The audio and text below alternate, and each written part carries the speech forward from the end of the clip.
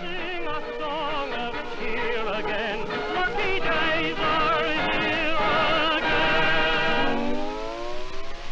Killers of the Flower Moon features one of the year's most talked about endings. After a final scene between Leonardo DiCaprio and Lily Gladstone, it unexpectedly cuts to a live recording of the Lucky Strike Radio Hour. In this old-timey true crime podcast of sorts, we are presented with a hokey conclusion to a devastating 3-hour genocidal saga. Three-dimensional human beings are unceremoniously usurped by hackneyed impersonations from hammy voice actors. Pass me a beer, brother. Got a lot from my Lucky Strike? After being told about the justice-defying fates of William Hale and Ernest Burkhart, director Martin Scorsese himself walks on stage to read Molly Burkhart's obituary to the Radio Hour's all-white audience. Finished, Scorsese looks up from his paper to tell us that Molly's obituary contained no mention of the murders.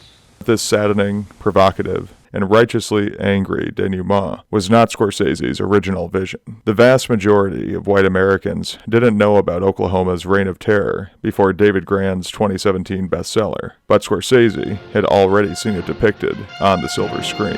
Mervyn LeRoy's 1959 film The FBI Story isn't remembered much these days. It's less a movie and more like 3 or 4 episodes of an FBI miniseries, listlessly laced together by a generic lawman and his family frame story. Like the Lucky Strike Radio Hour, LeRoy's Jimmy Stewart-led crime drama was made in collaboration with the FBI, with J. Edgar Hoover himself as uncredited co-producer. So special, it has been given this proud and distinguished seal. This is the official shield of the FBI. In other words, it's propaganda. Along with taking down communists and the KKK, all right, I don't think you guys are going to like this trip. Jimmy Stewart also pays a visit to what he calls Indian country. He was in Oklahoma when the Indians were being murdered out of their oil. Although these are the same murders that Scorsese builds Killers of the Flower Moon around, the two films are nearly indistinguishable from each other in tone and intent. Yet, Scorsese's original plan for Killers of the Flower Moon was to end with a recreation of the FBI story instead of the fourth wall-breaking Lucky Strike Radio Hour. I thought of actually recreating the shooting of that film towards the end of my film, but instead I went another way. The representation of Native Americans, Scorsese's self-reflection, and the confrontational nature of the film's final scene makes Killers of the Flower Moon the greatest American film of the 2020s so far. Comparing the FBI story to Flower Moon helps reveal the genius of Scorsese's perfect ending.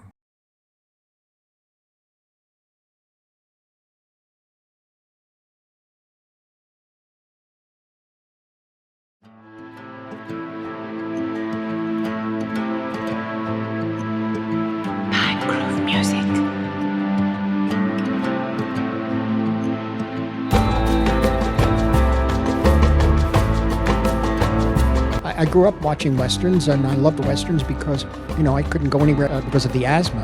And for me, that's where I saw the outdoors.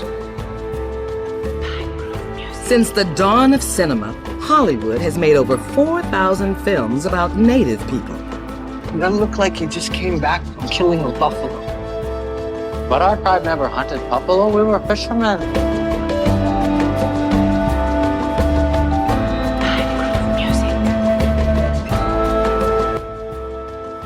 Some people have a deep, abiding respect for the natural beauty that was once this country. And some people don't. People start pollution. People can stop it. They made a film which was ultimately a film of support for Hoover and the FBI called The FBI Story. And Mervyn LeRoy directed it. But one of the sequences is the Osage murders. And I think it's 15 minutes in the film. Money was at the bottom of things. Money and Indians. For years, they owned small pieces of worthless land. But oil was discovered, and the Indians were suddenly rich. They had so much money, they didn't know how to spend it. Unfortunately, it portrays the Osage as humiliation for them. Ray is portrayed. How they're spending money, how funny they are. The man has 3 pianos in his room. He'd always wanted a telephone. Not many calls ever came in. But if one ever did, he sure was ready for it.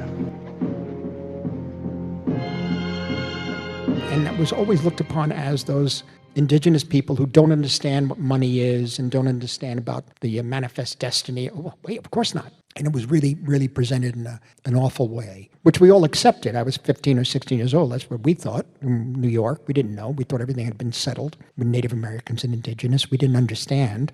But it was almost like a cartoon. Aware of Hollywood's polluted history of indigenous representation, There's no way I would have made it without the full support of the Osage community. Scorsese collaborated with the Osage. As a result, many indigenous critics have commended Flower Moon for its authenticity. Before I discuss Osage representation any further, I'll address the elephant in the room. Here, I'm white, you know? I'm white.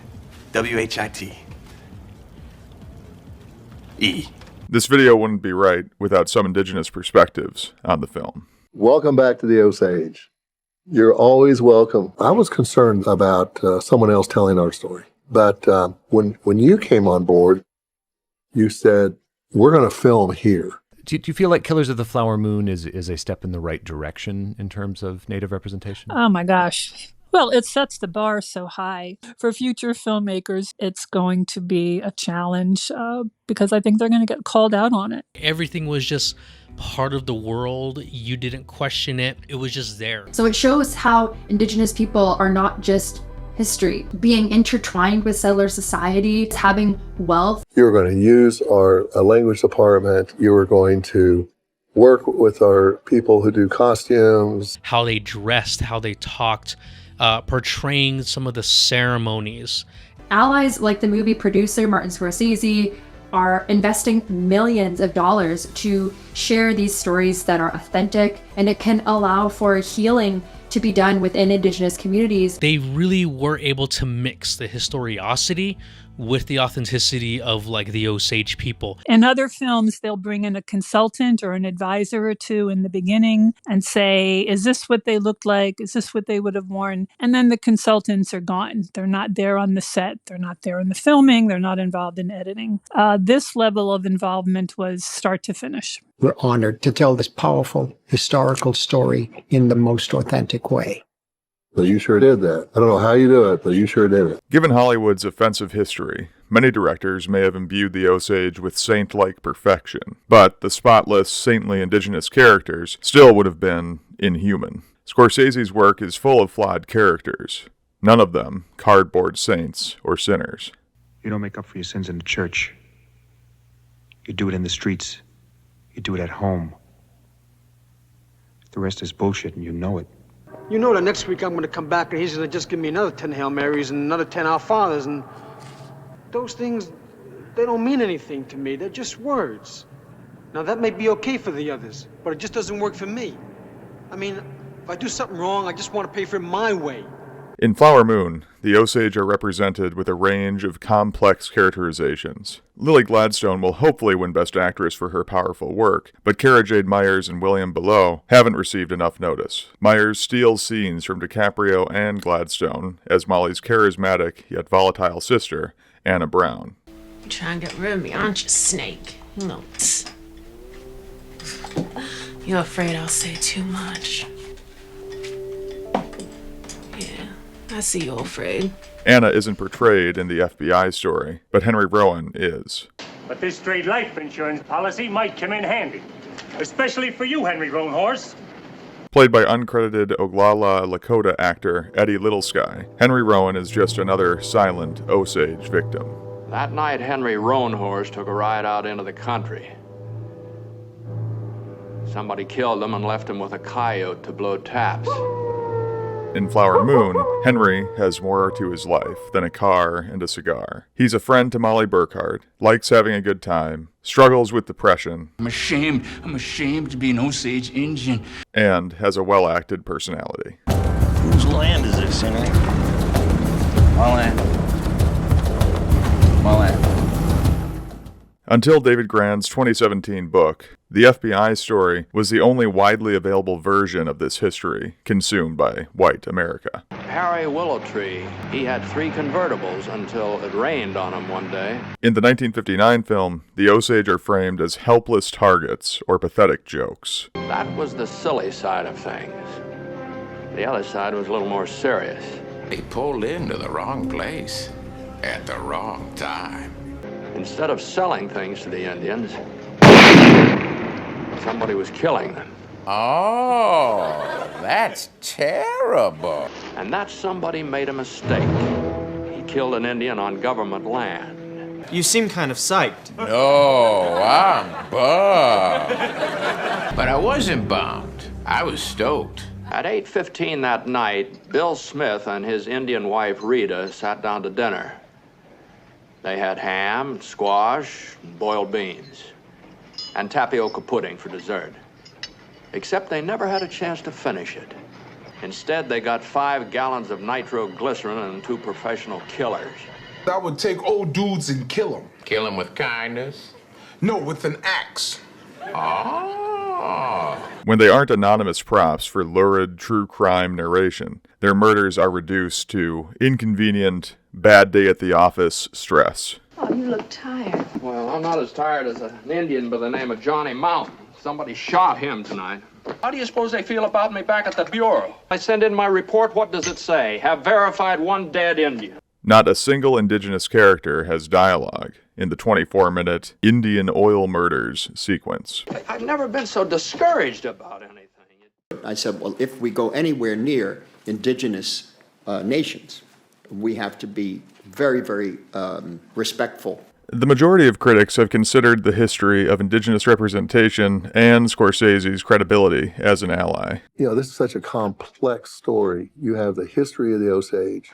You have us striking oil. That led to the Reign of Terror, they called it. We are real sensitive to the history, but you got to tell the story. If it didn't upset people, there's something wrong with it. Indigenous actress and Reservation Dogs star Devery Jacobs just tweeted out her thoughts about the movie. After 100 years of the way indigenous communities have been portrayed in film, is this really the representation we needed? She doesn't feel as if those killed were given honor and dignity. As it turns out, the very real descendants of these very real people, including the great-grandson of Henry Rowan, here's James Rowan Gray, have imagined the atrocities.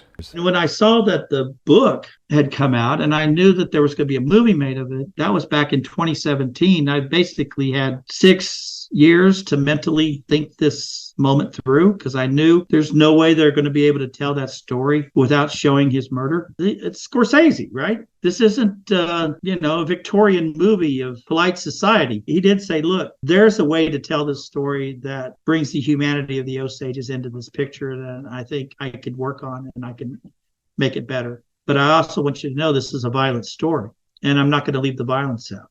And I was right. They did show his murder, but I'm glad that it did not become the bloodbath that I feared it might. Scorsese didn't go that route. He didn't leave the violence out. Like he said, it's in there. It just wasn't glorified. I don't think you can tell the story without the violence, to be honest. When it comes to the depiction of their ancestors, it's more vital than ever to listen to the Osage. I can't help but assume that Belleau's rich performance as Henry is vastly preferable to the 1959 film, but that doesn't mean that there isn't more of the Osage story to be told. You know, it's Killers of the Flower Moon. The book is there.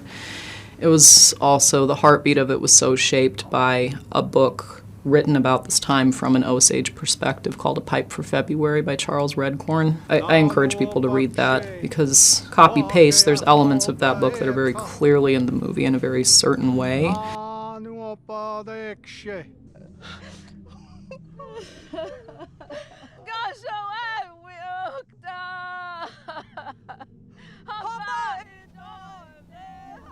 But the tone of that book and the sense of the relationships between the sisters, but the book invites you into what that perspective is, the way that the community invites you into what their perspective is. Because if you're there and you're receptive and you're open, they'll share it. You know, it's you don't push too hard because we're talking about trauma, but people are willing to share and like.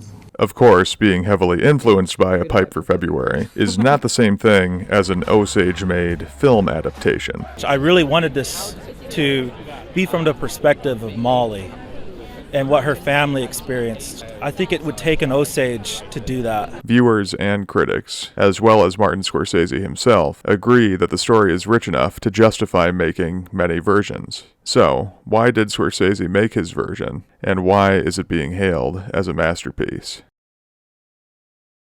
So out of like the 2 minutes, the almost 2 minutes of statement that I made, there are only people who are going to remember a 16th of what I said. Mm-hmm. And their whole opinions are going to be taken just from that. Despite the nuanced context behind Flower Moon's history and production, some media outlets have tried turning the slimmest chances for a take cycle into inflammatory clickbait. Martin Scorsese not being Osage, I think he did a great job representing our people. But I really wanted this to be from the perspective of Molly. I think it would take an Osage to do that. But I do see people taking what you said, which is very balanced and fair, and doing what social media does, which is take it in one direction or the other. I said he did a good job. Mm-hmm. And I believe that, but people heard he's not Osage, and they ran with it. I don't think you need to be indigenous to represent a people. You just need to work with those people and listen to them and do what they tell you. Mm. And and he did that. Although David Grann's book builds the story around the FBI, the same direction would have been a mistake for the movie. I tried to push through and have the story in the film from the point of view of what David Grann did in the book beautifully, which was from the Bureau of Investigation. They weren't called the FBI at that point. Leo was going to play Tom White, who was the federal agent. Telling this story from the perspective of Tom White would have been no better than a remake of the FBI story. Feel like earning a living? I'll be there. Well. What took you so long to get here? I was just assigned to come down here a week ago. Oh, assigned by who? President? J. Edgar Hoover. Oh, I don't know him.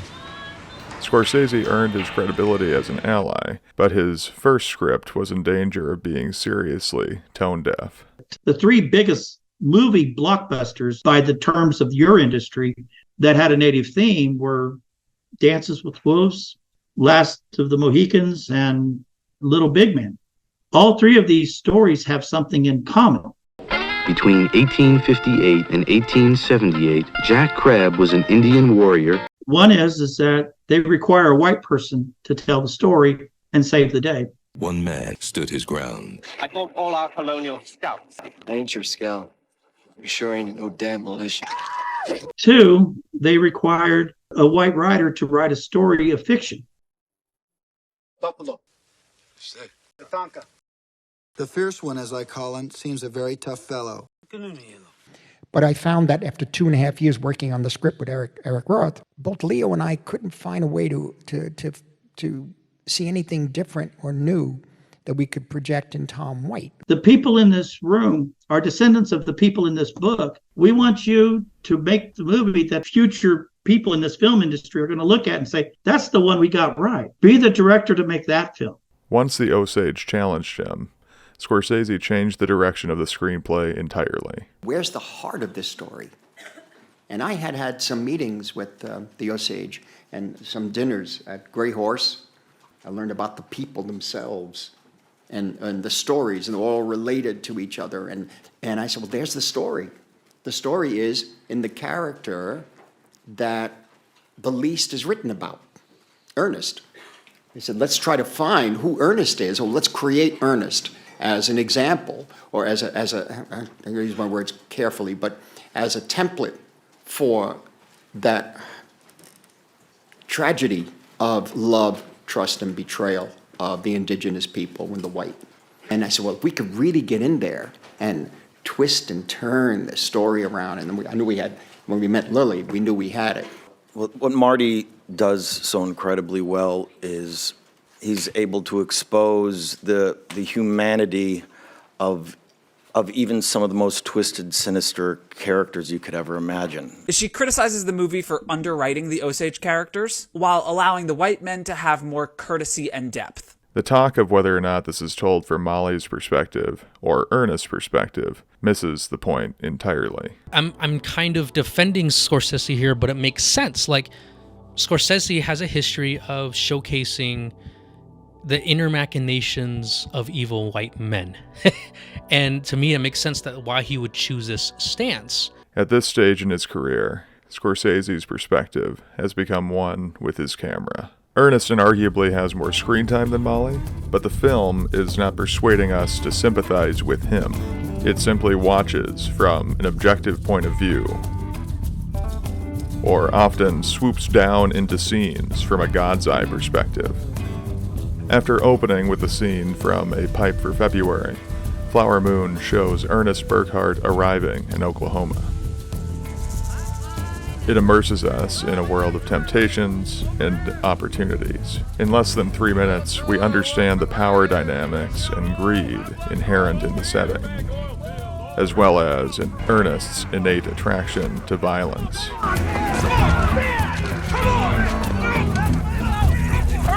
It inarguably follows him, but the filmmaking itself does not delve into his perspective. Take your Uncle Hale. This third-person point of view is in direct contrast to Scorsese's so-called gangster films. Critics have complained about the movie being too much in Scorsese's gangster mold. And Jimmy Two Times, who got that nickname because he said everything twice, like... I'm gonna go get the papers, The most crucial divergence is that this story is told without any voiceover from Ernest. In Scorsese's cinematic language, other immoral Scorsese protagonists control their stories. As far back as I can remember, I always wanted to be a gangster. Sometimes directly through their voiceover. No. My Ferrari was white like Don Johnson's in Miami Vice, not red. The closest we get to being fully inside Ernest's head is when we hear him reading. Kanska, children of the middle waters. Move, said the great white father. He has no control over his story, and he may not even be smart enough to have an inner monologue of any kind.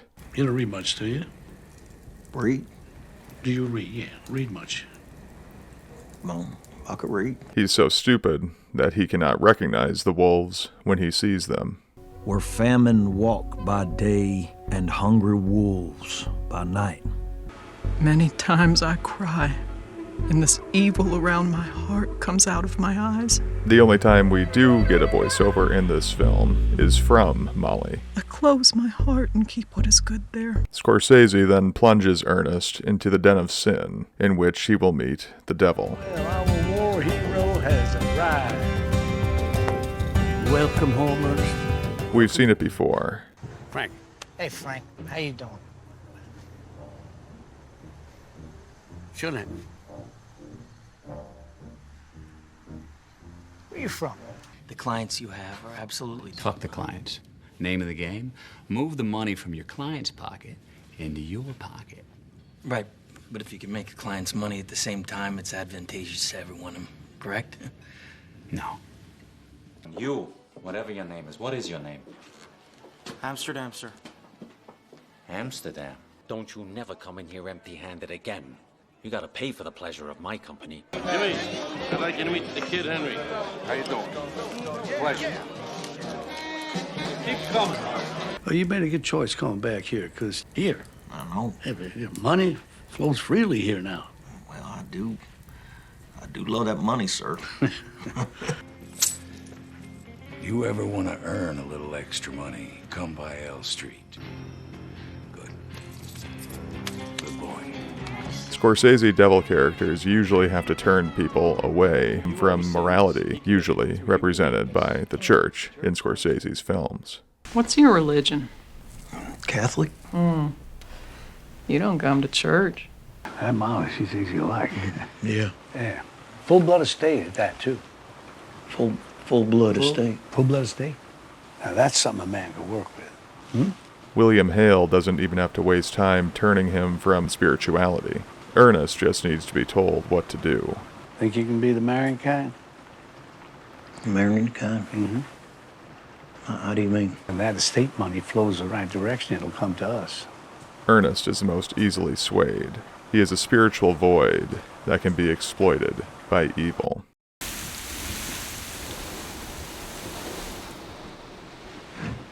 No, don't close it. Storm, it's powerful. So we need to be quiet for a while. That's the problem with Ernest. It's good for the crops, that's for sure. Just be still. He's arguably the most empty protagonist that Scorsese has ever put to screen. You like Bethany? Whiskey. I don't like whiskey. I love whiskey. He is motivated by nothing except greed and pleasure. Well, I just love money. It's true. It's true. I damn near love it as much as I love my wife. He's a character who is constantly being told what to do. You have to settle down. Settle down. He is unable to reconcile his true feelings with what he thinks he is supposed to do. Whether that's serving his country or his uncle, he can't think for himself. No, I suppose I didn't think that through too much, but... Dumb boy! Throughout his career, Scorsese has been painting a comprehensive portrait of American evil. If we're in the right frame of mind, we might have a chance to recognize and reflect upon our own complicity as an audience. It's about living in the system of greed and racism that enable Ernest and William Hale to act the way they do. You believe in the Bible? Yeah. Miracles of old, expecting a miracle to make all this go away. You know they don't happen anymore. I know.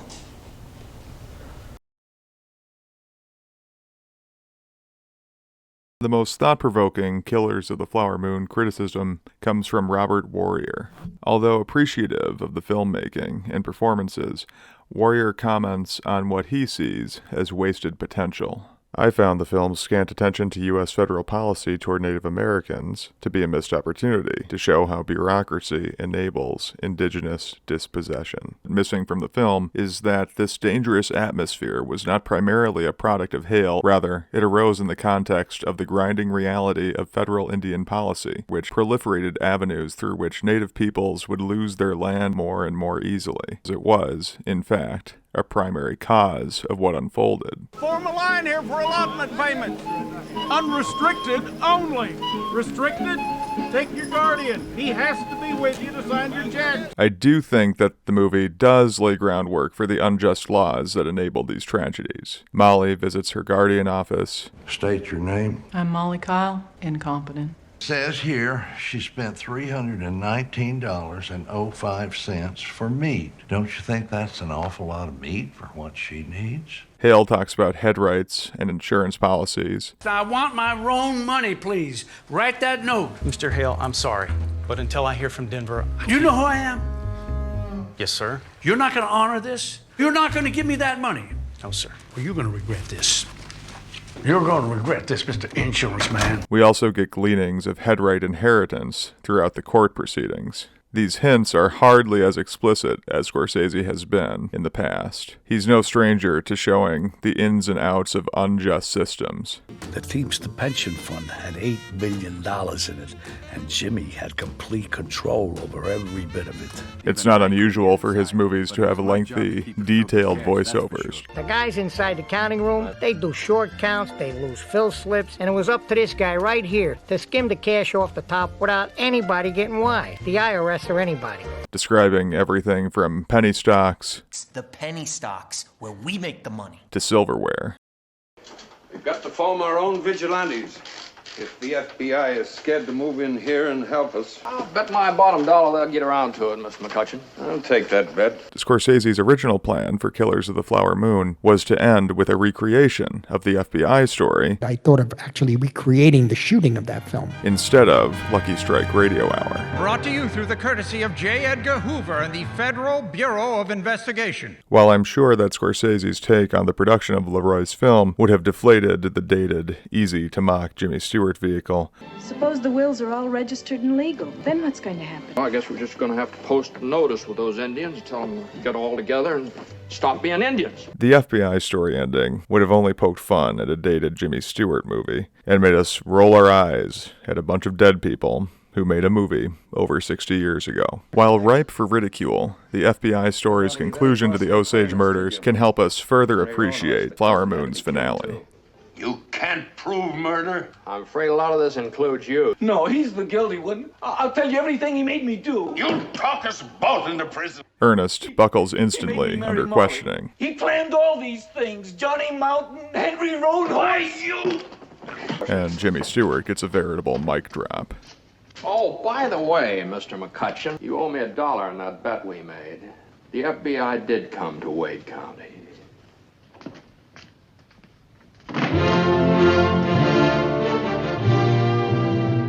It's an ending that upholds the illusion of justice. Everything's wrapped up because the FBI took care of it. No need for the audience to question anything. In Flower Moon, Ernest couldn't be further from his instantly repentant counterpart. Due to his lack of a moral center, Ernest is torn between staying quiet for Hale and confessing for Tom White. This takes up roughly the last half hour of the film. Scorsese brings us right up to the verdict. I love my wife because that's what happened to us. But withholds it from the audience. Showing a court verdict would have given credence to a justice system that, to Robert Warrior's point, allowed laws like this to rule the land in the first place. Instead, Scorsese cuts to the Lucky Strike radio hour, and we're told secondhand what became of William Hale and Ernest Burkhart. The ringleader of the deadly plots was found guilty and sent to Leavenworth for life. Hale was released in 1947. The parole board cited his record as a good prisoner for his early release. He lived to 87 years. Ernest Burkhart was sentenced to life imprisonment at the Oklahoma State Penitentiary. Years later, he was granted a pardon for his crimes and once again moved back to Osage County. Pass me a beer, brother. To pretend that the fates of Hale and Burkhart are anywhere close to resembling moral justice would be insulting to the memory of the Osage victims. But not everybody was happy.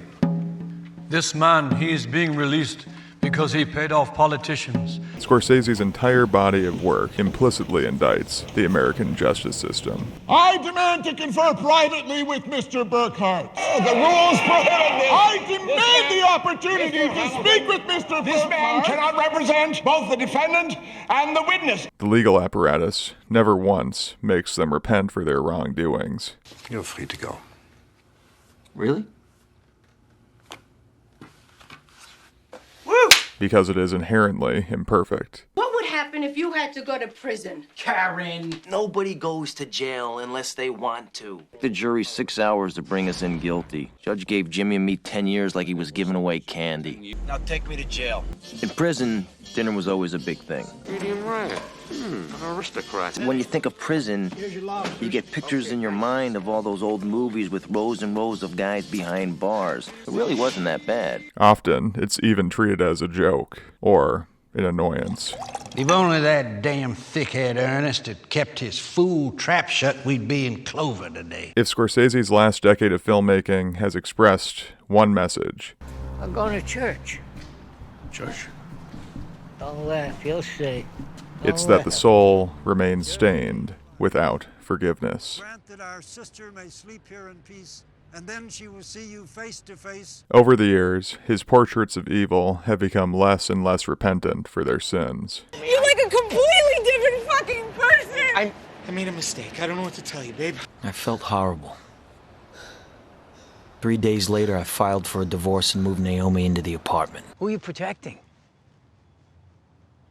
Frank, it's time. It's time you say what happened.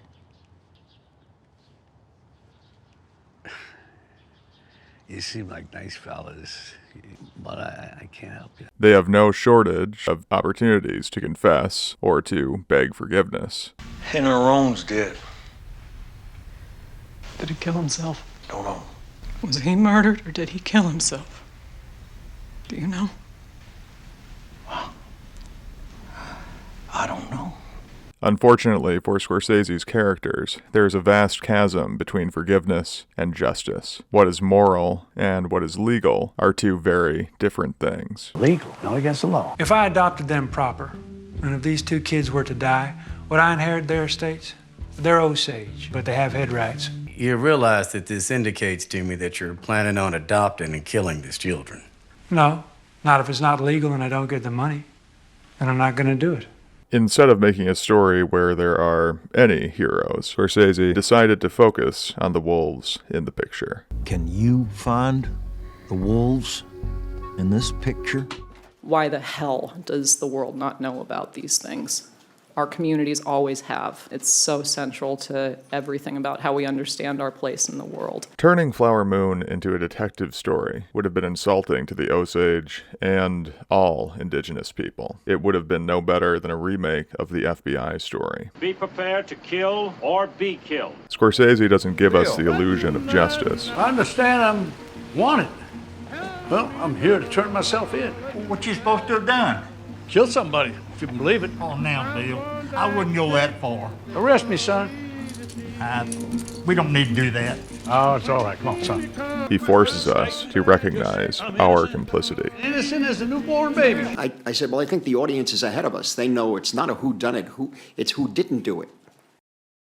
I can't help but think that the dull but enabling aspects of the story could have offered a stronger sense of the sheer scale of the forces at play. These systems are well established, and they all trace back to greed. You charging me Osage prices, you think I'm thick. It was, I think, a European sensibility, to a certain extent very religious, Protestant, I think, idea of sowing and reaping. You know, you work for your rewards in life and you get them. Well, these natives, they're just standing on the land, the oil came out. They didn't work for it, so they don't deserve it. You trying to steal our money? Is that what you're trying to do? It ain't your money. It's easy for you to get me more money and pay my bill. I work for my money, just like the good Lord says. You sow and reap, Ernest. When the last time you seen one of them Osages working on? And on top of that, they don't even understand money. Like, I can charge you $1 for this glass of water, they'll pay it. Then a week later, I say it's $2, they'll pay it. You know what? I'm working, they're not. What if we charge $25? They pay it. So I get a little bit off the top. That makes us all complicit. See, and how the insidious nature of complicity, the next thing you know, it's genocidal. We are complicit. Corrupt bureaucracy, racist laws, and casual genocide don't happen without bystanders. Choosing to end Killers of the Flower Moon with the Lucky Strike Radio Hour confronts not only American history, but also implicates the audience and Scorsese himself. By stepping in front of the camera, Scorsese questions the efficacy of his own storytelling over the course of his based on a true crime story career. There was no mention of the murders. He makes the audience question their complicity in building, sustaining, and erasing narratives. When it comes to our history that revolves around traumatic events, it is very common for people to say, we don't talk about that. Who else is going to challenge people to challenge their own complicity in white supremacy and such a platform, except for this man here, telling a story that pierces the veil of what society tells us we're supposed to care about and not? Hopefully a teachable moment for people who have not made it a cause to teach in our public schools, that this actually happened. The question that you can be left with is, how long will you be complacent with racism? How long will you go along with something and not say something, not speak up? How long will you be complacent? It's a call to reflection and hopefully a reckoning for our collective past.